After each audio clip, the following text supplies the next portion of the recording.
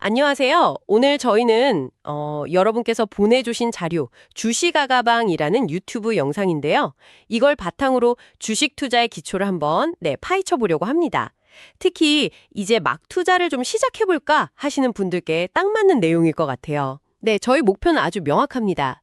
이 자료 보면서 아니 왜 지금 주식에 관심을 가져야 할까? 또 주식이란 게 도대체 뭔가? 그리고 주식 가치 보는 기본 지표죠. PBR. 네, PBR은 또 어떻게 봐야 하나? 이런 것들을 알아보고요. 더 나아가서 진짜 투자를 하려면 첫걸음은 뭘까? 이것도 같이 알아볼 겁니다. 자, 그럼 바로 시작해 볼까요? 영상에서 가장 먼저 던지는 질문. 왜 지금일까요? 특히 요즘 한국 주식시장에 뭔가 좀 변화의 가능성이 있다, 이런 얘기가 나오잖아요. 네, 맞아요. 영상에서 되게 재밌는 비유를 들어요. 광순의 복덕방 이야기인데요. 핵심만 좀 말씀드리면 친구 여러 명이 돈을 모아요. 각자 300원씩. 그래서 총 3,000원 모으고 은행에서 7,000원 빌리고 합쳐서 10,000원으로 가게를 차렸다고 한번 생각해 보세요. 근데 이 가게가 10년 동안 매년 100원씩 이익을 낸 거예요. 꾸준히. 근데 중요한 건 이 이익금을 주주인 친구들한테 배당으로 안 나눠주고 계속 가게에 쌓아두기만 한 거죠. 10년이면 1,000원 정도 이익이 안이 쌓였겠죠. 자, 근데 10년이 딱 지난 오늘 드디어 이 가게가 처음으로 배당을 하기로 한 거예요. 쌓아둔 이익 중에 일부 100원을 주주들한테 나눠주기로. 근데 여기서 진짜 중요한 포인트가 뭐냐면요. 어제 막 이 가게 주식을 새로 산 사람이 있어요. 근데 이 사람도 10년 동안 기다린 원형 멤버들이랑 똑같이 배당금을 받는다는 거예요. 그 배당금은 사실 지난 10년 동안 쌓인 이익으로 주는 건데도 말이죠. 아, 바로 그 부분이군요. 이게 그러니까 오랫동안 이익을 벌어도 주주한테 잘 안 돌려주고 그냥 회사 안에 쌓아두는 그런 기업들이 많은 한국 시장 상황이랑 좀 비슷하다, 이런 얘기네요.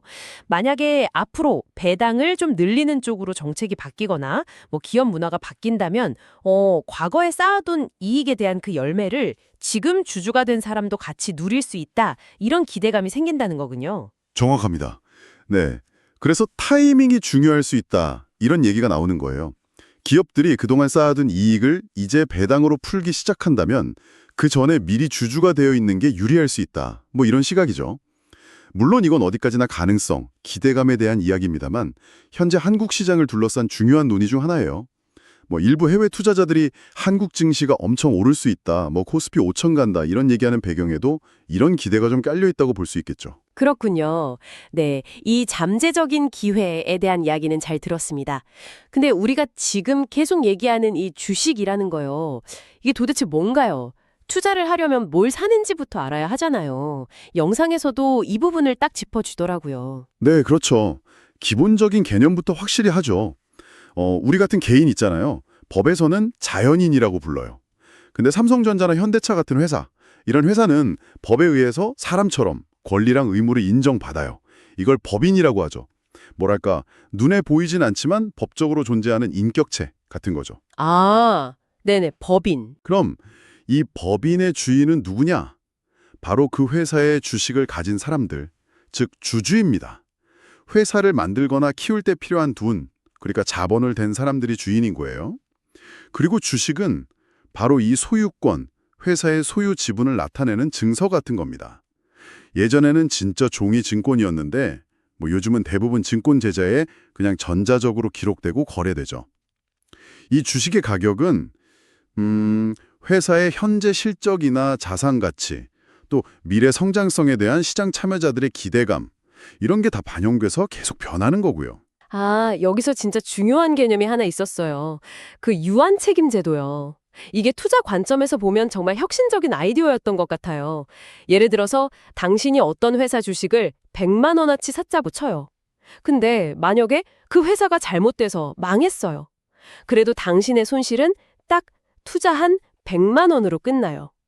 개인적으로 그 회사 빚을 대신 갚아줄 필요가 전혀 없다는 거죠. 맞아요. 그게 중요하죠. 이게 그냥 누구한테 돈 빌려주는 거랑은 책임의 범위나 완전히 다른 거잖아요.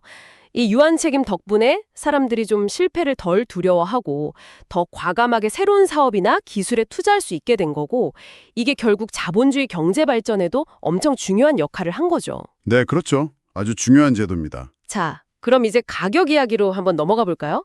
영상 예를 보면 어떤 주식은 일주에 14만 원이고 다른 건 487원이에요.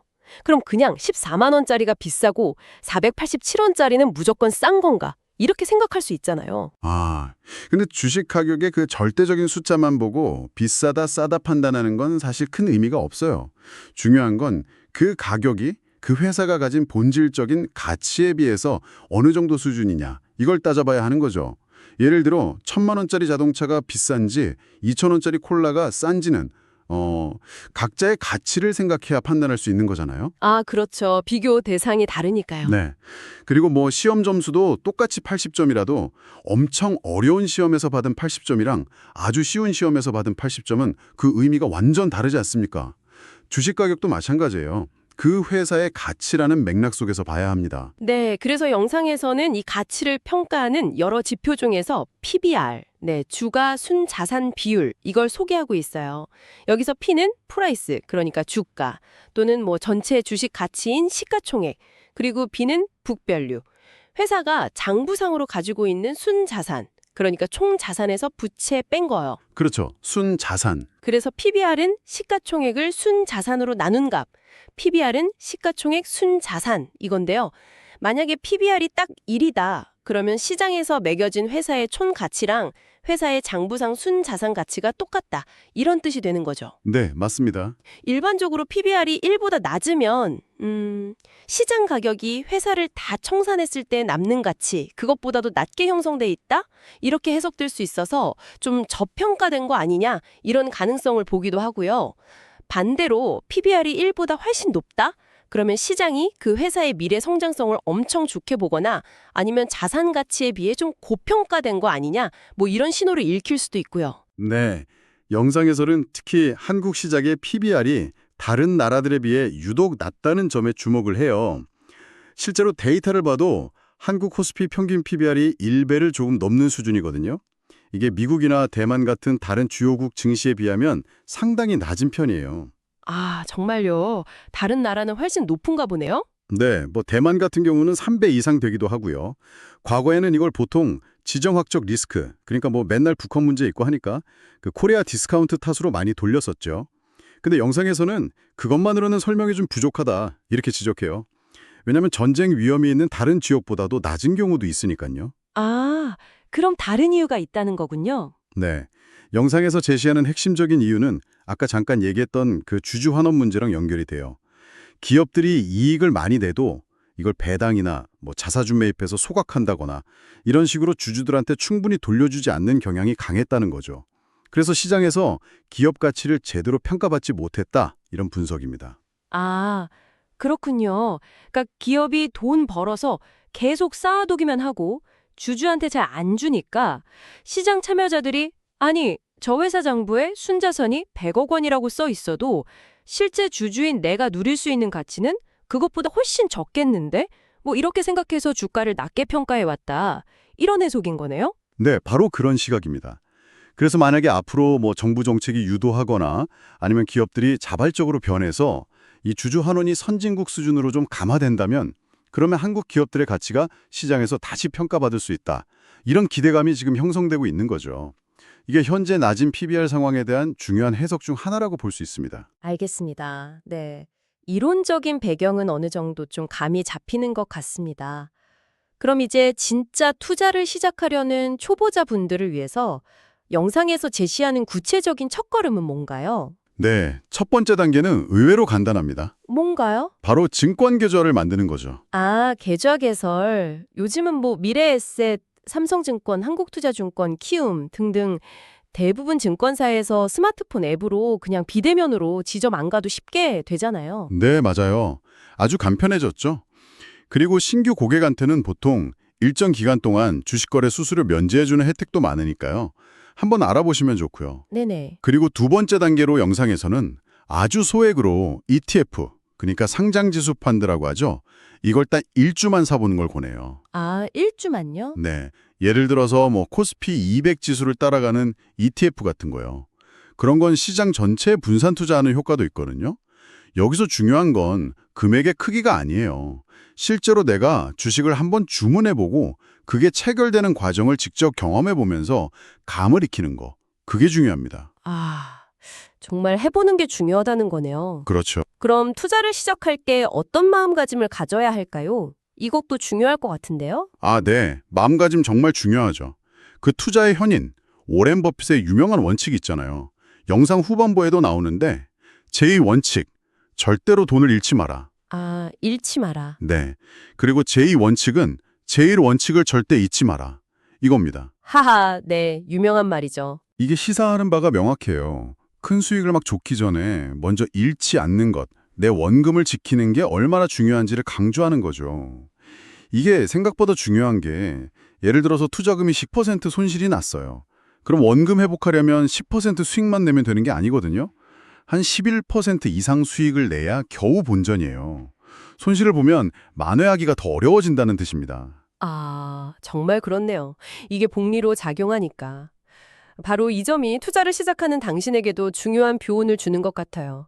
처음에는 너무 큰 욕심 부리지 말고 진짜 소액으로 시작해서 시장을 배우고 경험을 쌓으면서 워렌 버핏 조언처럼 잃지 않는 투자에 우선순위를 두는 게 어쩌면 가장 현명한 접근 방식일 수 있겠다 이런 생각이 드네요.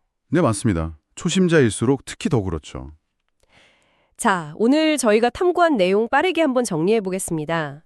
첫째, 그 광순회 복덕방 비유 재밌었죠? 그걸 통해서 한국 시장에서 배당 정책 변화 같은 게 가져올 수 있는 어떤 잠재적인 기회, 요인, 이걸 살펴봤고요.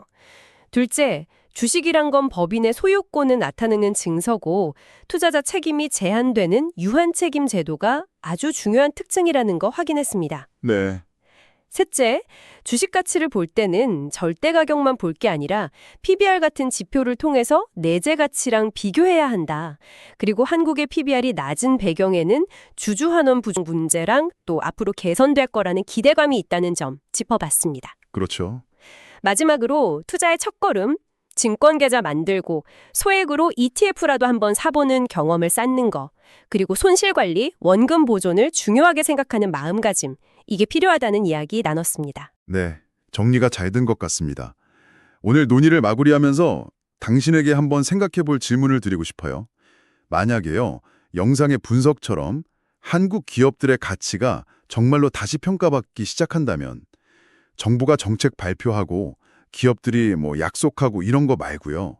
어떤 구체적인 기업의 행동 변화를 딱 보았을 때 당신은 정말 시장이 변하고 있구나 하고 확신할 수 있을까요? 그저 말뿐이 아닌 어떤 행동이 당신의 투자의 결정에 진짜 영향을 미칠 수 있을지 한번 고민해 보시면 어떨까 싶습니다. 오, 아주 흥미로운 질문이네요. 네, 오늘 저희와의 대화가 주식 투자에 대한 당신의 이해를 좀 넓히고 또 지적인 즐거움을 드렸기를 바랍니다. 감사합니다.